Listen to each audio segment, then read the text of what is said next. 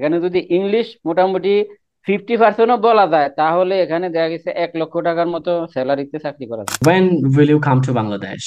I will go to Bangladesh next year. Will you come to Bangladesh with your family? I will go to Bangladesh with my family. আপনাকে দেখেই খুব ভালো লাগছিল। অনেক তো দেখি স্যার, কার প্রতি এত আকৃষ্ট হই নাই। আগে মাদ্রাসায় পড়ালেখা করছি, আলেম পর্যন্ত পড়াশোনা করছি স্যার, পরে এই বিদেশ যাওয়া হয়েছে। আপনার ইংলিশ শেখার হঠাৎ করে ইচ্ছা জাগলো কেন? হঠাৎ করে ইচ্ছে জাগলো স্যার, অনেকে ইংলিশ বলে, কিন্তু বলে বুঝি, কিন্তু উত্তর দিতে পারি না স্যার। এখানে একটা চায়না মার্কেট আছে স্যার, এখানে যদি ইংলিশ মোটামুটি 50%ও বলা যায়, তাহলে এখানে দেখা গেছে 1 লক্ষ টাকার মতো স্যালারিতে চাকরি করা যায়। ওখান Okay, থেকেই so একটা আগ্রহ যে ইংলিশটা মোটামুটি মানি পড়তে পারি, রিডিং পারি, হয়তো হয়ে যাবে।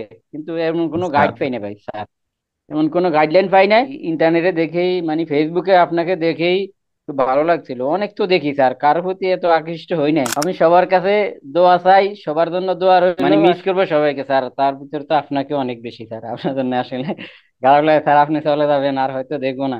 কিন্তু স্যার আমি একটা ক্লাসও মিস দিই না স্যার, ক্লাসে পড়া যতটুকু হয়েছে, কিন্তু একটা ক্লাসও আমি মিস দিই না, 3 ঘন্টা পুরো।